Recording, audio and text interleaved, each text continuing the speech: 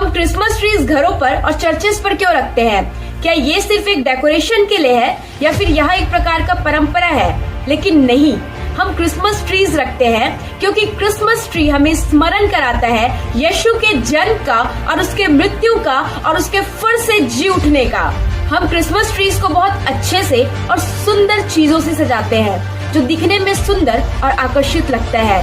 लेकिन मैं इस क्रिसमस ट्री की बात नहीं कर रही हूँ, लेकिन मैं उस क्रिसमस ट्री की बात कर रही हूँ जिसमें हमारा यीशु मसीह लटका हुआ है और उसका पूरा शरीर लहू से ढका हुआ है। बाइबल बताती है कि वह आप ही हमारे पापों को लेकर क्रूस पर लटकाया गया और उसके मार खाने से हम चंगे हुए हैं। उसी प्रकार जैसे बहुत से लोग उसे देखकर चकित हुए क्योंकि उसका रूप यहाँ तक बिगड़ा हुआ था कि मनुष्य का सा ना जान पड़ता था और उसकी सुंदरता भी आदमियों की सी ना रह गई थी। और रियल क्रिसमस ट्री ऐसा दिखता है जिसमें अति महिमामय परमेश्वर का पुत्र काट पर लटकाया गया आपको आजाद करने के लिए और आपको बचाकर आपका उद्धार करने के लिए।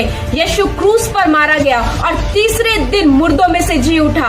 आप इमेजिन कर सकते हैं, जो शारोन का गुलाब है, जो सबसे ज्यादा खूबसूरत है, उसने मेरे और आपके प्रेम के लिए अपनी खूबसूरती उस क्रूस के ऊपर कुर्बान कर दी। उसका शक्ल तक पहचानना मुश्किल था और उनका पूरा शरीर सिर्फ घाव से भरा हुआ था और सिर्फ खून से लथपथ था। और वो अति महिमामय परमेश्वर आपके हृदय के पास आकर आपके हृदय के द्वार को खटखटा रहा है कि वो आपके साथ अंदर आकर भोजन कर सके। पर क्या आप अपने हृदय के द्वार को खोलकर इस क्रिसमस को उनके साथ सेलिब्रेट करेंगे? और ये निर्णय आपको लेना है।